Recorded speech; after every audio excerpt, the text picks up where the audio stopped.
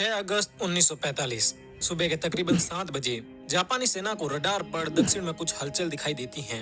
पहले तो रडार पर काम कर रहे सैनिकों को कुछ समझ नहीं आता, लेकिन थोड़ी देर बाद वो समझ जाते हैं कि एक अमेरिकी लड़ाकू विमान हिरोशिमा की तरफ बढ़ रहा है। जापानी सेना सभी रेडियो कार्यक्रमों को बंद करवा देती है और चारों तरफ खतरे के सायरन बजाना शुरू कर देती है। अगर यहाँ पर जापानी सेना चाहती तो अपने कुछ विमान भेजकर उस अमेरिकी विमान को रोक भी सकती थी, लेकिन 1945 तक आते आते विश्व युद्ध के कारण जापान की आर्थिक स्थिति इतनी खराब हो चुकी थी कि अब उसके पास विमानों को चलाने के लिए पेट्रोल भी नहीं था। अमेरिका का ये लड़ाकू विमान हिरोशिमा के आसमान में आता है, लेकिन थोड़ी ही देर बाद वापस भी चला जाता है। जापानी अथॉरिटी को लगा कि ये कोई साधारण अमेरिकी लड़ाकू विमान होगा जो हिरोशिमा की स्थिति का जायजा लेने के लिए वहाँ पर आया था। इस विमान के जाने के बाद जापानियों को लगा कि अब खतरा टल चुका है, इसलिए खतरे के सायरन बंद कर दिए जाते हैं। इस समय जापान अपने सबसे बुरे दौर से गुजर रहा था। इस वक्त द्वितीय विश्व युद्ध चल रहा था और जापान इटली और जर्मनी के साथ मिलकर मित्र राष्ट्रों के खिलाफ लड़ रहा था। जापान के दोनों साथी हार चुके थे, लेकिन जापान अब भी हार मानने को तैयार नहीं था। हालांकि इस वक्त तक आते आते जापान की हालत भी काफी खराब, खाने पीने की कमी हो चुकी थी, लोग भूख से मर रहे थे, दुकानों में राशन खत्म हो चुका था, पेट्रोल के भाव आसमान छू रहे थे। एक आम जापानी नागरिक की आर्थिक स्थिति इतनी खराब हो गई थी कि जापान की सड़कों पर अब कोई भी पर्सनल कार नहीं दिखती। सड़कों पर चारों तरफ बस पैदल चलते लोग और मिलिट्री व्हीकल ही दिखाई देते। 6 अगस्त 1945 की उस सुबह जब अमेरिका का वो लड़ाकू विमान हिरोशिमा के आसमान से वापस चला गया, तो जापानी सेना को लगा कि वो विमान युद्ध की स्थिति का जायजा लेने आया होगा। जापानी अधिकारियों का ये अनुमान सही भी था, लेकिन उन्हें नहीं पता था कि विमान युद्ध की स्थिति का नहीं बल्कि मौसम का जायजा लेने आया था। विमान जब वापस लौट जाता है तो जापानी अधिकारी चैन की सांस लेते हैं, लेकिन थोड़ी ही देर बाद सुबह के तकरीबन 8 बजे दक्षिण से एक और विमान आता है। जापानी सेना इस विमान को भी रोक सकती थी, लेकिन उन्हें लगा कि ये विमान भी पहले की तरह बस स्थिति का जायजा लेने आया होगा। पर उन्हें क्या पता था कि ये विमान उनकी मौत का फरमान लेकर आया था। जापान की तरफ बढ़ रहा ये विमान एनोला गे नाम का एक बम वर्षक विमान था। इस विमान को मेजर थॉमस फेरे भी उड़ा रहे थे। सुबह के ठीक 8:15 पर इस विमान से लिटिल बॉय नाम का एक 4 टन वजनी न्यूक्लियर बम नाक के बल धरती पर गिरना शुरू होता है। इस बम का लक्ष्य हिरोशिमा का अहोई ब्रिज था, लेकिन हवाएं इतनी तेज चल रही थी कि ये बम अपने लक्ष्य से 250 मीटर दूर सीमा सर्जिकल हॉस्पिटल पर जाकर गिरता है। इस बम को धरती पर पहुंचने में 43 सेकंड का समय लगता है। इस बम की शक्ति 15,000 TNT के बराबर थी और जब ये फटा तब तापमान 4,000 डिग्री सेंटीग्रेड तक पहुँच गया। आसमान में उड़ रहे एक दूसरे अमेरिकी लड़ाकू विमान के पायलट चार्ल्स स्विनी बताते हैं कि उस बम के फटते ही इतनी तेज रोशनी हुई कि मानो सूरज धरती पर आ गया हो। ये विस्फोट इतना भयानक था कि कुछ ही पल में कंक्रीट से बनी इमारतों को छोड़कर धरती पर मौजूद हर चीज धुआं बन गई। जिस जगह विस्फोट हुआ उसके 15 किलोमीटर के दायरे में आने वाली हर इमारत के शीशे चकनाचूर हो गए। सिर्फ कुछ ही पलों में हिरोशिमा शहर की अधिकतर इमारतें धराशायी हो गई। उस वक्त देखने में ऐसा लग रहा था मानो हिरोशिमा में आग का तूफान आ गया हो। सिर्फ कुछ सेकंड पहले जिस हिरोशिमा की आबादी 2.5 लाख थी, अब वो सिर्फ 1,60,000 ही बची। 80,000 लोग एक ही पल में राख बनकर रह गए। अमेरिकी लड़ाकू विमान एनोला गे के पायलट पॉल टिबेट्स बताते हैं कि ये धमाका इतना खतरनाक था कि विस्फोट होते ही विमान के आगे के केबिन में एक तेज रोशनी फैल गई। ये धमाका इतना तेज था कि इतनी ऊंचाई पर उड़ रहे विमान में बैठे पायलट्स के दांतों में भी कंपकपी होने लगी। इसी विमान के पिछले हिस्से में बैठे बॉब कैरन ने अपने कोडक कैमरे से उस भयावह मंजर की कई तस्वीरें ली, जिनमें देखा जा सकता है कि विस्फोट के कारण आसमान में बैंगनी बादल बन गए थे और इन बादलों के बीच से मशरूम की तरह दिखने वाला एक बहुत बड़ा सफेद धुएं का गुब्बार ऊपर की तरफ उठ रहा था। इस धुएं के गुब्बार को द डेथ मशरूम के नाम से जाना जाता है। इस मशरूम के नीचे वो 80,000 लोग थे जो कुछ समय पहले जिंदा थे।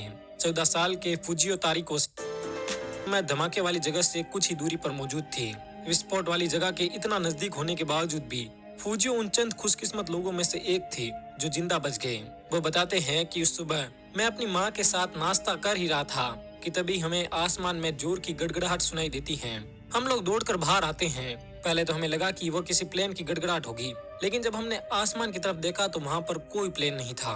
हमने देखा कि उत्तर पूर्व की तरफ से एक छोटी सी बॉल जमीन की तरफ आ रही है। ये बॉल जैसे जैसे नजदीक आ रही थी और ज्यादा स्पष्ट हो रही थी। कुछ ही देर में हमें पता चल गया कि ये एक बम था, लेकिन ये सब इतना जल्दी हुआ कि हमें भागने का मौका ही नहीं मिला। फुजियो आगे बताते हैं कि जैसे ही वो बम जमीन पर गिरा, एक तेज रोशनी के साथ इतना भयानक धमाका हुआ कि पहले तो मैं अंधा हो गया और अचानक से मेरे पैरों के नीचे की जमीन इतनी जोर से हिली कि मानो धरती फट गई हो। मैं कुछ समझ पाता इससे पहले ही एक गर्म हवा के झोंके ने मुझे दूर ले जाकर पटक दिया। इसके बाद मुझे कुछ याद नहीं रहा और मेरी आंखें बंद हो गई। लेकिन जब मेरी आंखें दोबारा खुली तब मैंने महसूस किया कि मैं जमीन पर पड़ा था। मैंने जैसे ही थोड़ी सी हिम्मत जुटाकर उठने की कोशिश की तब मुझे महसूस हुआ कि मेरी एक तरफ का हाथ तो मांस का एक टुकड़ा बनकर रह गया था। मैंने जैसे तैसे अपने टूटे हुए हाथ को संभाला। मेरे आसपास मौजूद हर चीज राख हो चुकी थी और मुझे तुरंत अपनी माँ का ख्याल आया। लेकिन मेरी माँ की किस्मत शायद मुझसे ज्यादा अच्छी थी। उन्हें मेरी तरह अपने गले हुए हाथ को नहीं उठाना पड़ा। मेरी माँ मुझे छोड़कर जा चुकी थी। ये बातें बताते हुए फौजियों की आंखों में आंसू आ गए। उनका मानना है कि मरने वालों की किस्मत जिंदा लोगों से अच्छी थी क्योंकि उन्हें उस तबाही के बाद के भयानक मंजर को नहीं देखना पड़ा। फौजियों की तरह ही एक स्कूली छात्रा जिनको क्लाइन भी उस सुबह हिरोशिमा रेलवे स्टेशन पर खड़ी थी। क्लाइन बताती हैं कि मैं और मेरे कुछ दोस्त जब स्टेशन पर खड़े थे तब अचानक एक जोरदार विस्फोट होता है। मैं तुरंत बेहोश हो जाती हूँ। लेकिन जब मेरी आंखें खुलती हैं तो मैं देखती हूँ कि मेरे आसपास कई सारे लोग मलबे के नीचे दबे हुए थे। वे लोग चीख पुकार कर रहे थे लेकिन वहाँ पर उनकी मदद करने वाला कोई नहीं था। मैं कुछ लोगों को बचाने की कोशिश भी करती हूँ लेकिन आग इतनी तेज थी कि मैं नाकाम रहती हूँ। इसके बाद मुझे अपने माता पिता की याद आती है। मैं तुरंत अपने घर की तरफ दौड़ती हूँ।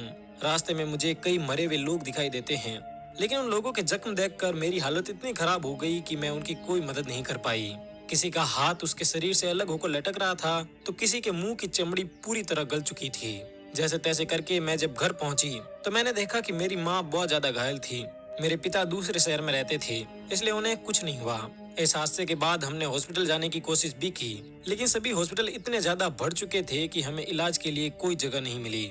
इस घटना के कुछ दिनों बाद मेरे पूरे शरीर पर बैंगनी चकत्ते होने शुरू हो गए और मेरे सर के सारे बाल भी झड़ गए। उस हादसे में जिंदा बचे लगभग हर इंसान की हालत क्लाइन जैसी ही थी। हिरोशिमा की 1/3 आबादी को इतनी बेरहमी से मौत के घाट उतारने के बाद भी अमेरिका के राष्ट्रपति हैरी ट्रूमैन अमेरिका की सैन्य ताकत पर गर्व करते हुए बड़ी बेशर्मी से कहते हैं कि हमारे विमानों ने दुश्मन पर एक बम गिराया है जिसके कारण दुश्मन देश में भारी तबाही हुई है। ये बम 20,000 टन का था और ये अब तक के सबसे शक्तिशाली बम से भी 2000 गुना ज्यादा विध्वंसक है। ब्रह्मांड की शक्ति वाले इस बम ने हमारी हथियारों की श्रृंखला में क्रांतिकारी परिवर्तन किया है।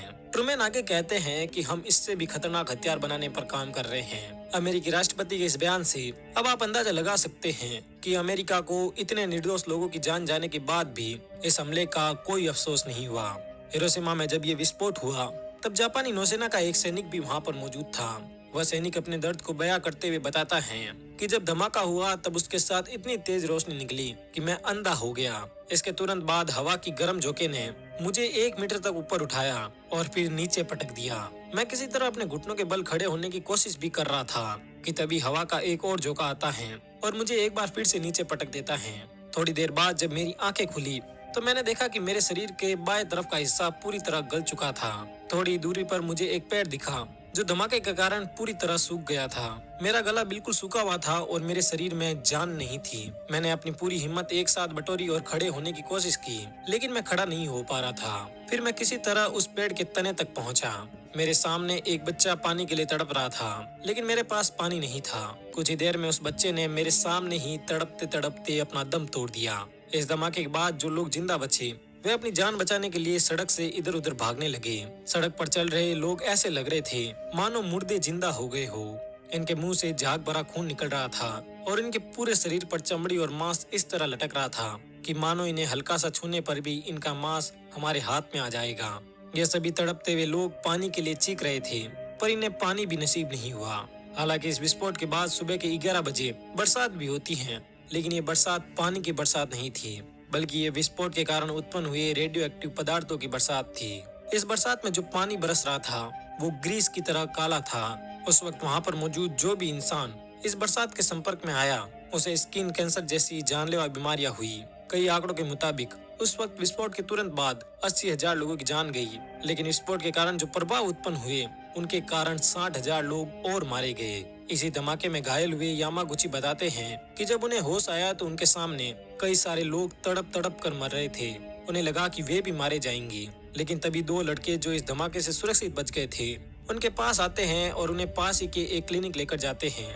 यामागुची बताते हैं कि जैसे ही वे क्लिनिक पहुंचे तो उन्होंने देखा कि क्लिनिक के फर्श पर चारों तरफ जली हुई लाशें ही लाशें पड़ी थी। उस क्लिनिक के कुछ एक आध डॉक्टर जो सही सलामत थी कर रहे थे, वहाँ पर इलाज कर रहे कुछ लोगों का मुंह बुरी तरह जला हुआ था, तो कुछ के हाथ पैर। लोगों के शरीर से सफेद सफेद रस्सी और खून निकल रहा था। लोग इतने भयानक तरीके से जख्मी थे कि उन्हें देखा भी नहीं जा सकता था। अमेरिका के हमले के सामने पूरे हिरोशिमा और जापान ने दम तोड़ दिया, लेकिन अमेरिका के नापाक मंसूबे अब भी पूरे नहीं हुए थे। इस हमले के ठीक 3 दिन बाद 9 अगस्त की सुबह अमेरिका एक बार फिर जापान के ही एक और शहर नागासाकी पर ऐसा ही एक और परमाणु हमला करता है। पहले ये हमला जापान के औद्योगिक शहर कुकुरा पर होने वाला था, लेकिन मौसम खराब होने के कारण हमले की जगह को बदलकर कुकुरा की जगह नागासाकी कर दिया गया। घड़ी में जब सुबह के ठीक 11 बज रहे थे, तभी अमेरिकी लड़ाकू विमान B-29 अपनी बेली से फेटमैन को रिलीज करता है। 4500 किलो वजन वाला ये बम हिरोशिमा पर गिराए गए लिटिल बॉय के बराबर ही ताकतवर था। 52 सेकंड तक हवा में गिरते रहने के बाद जमीन से 500 फीट की ऊंचाई पर ये बम फटता है।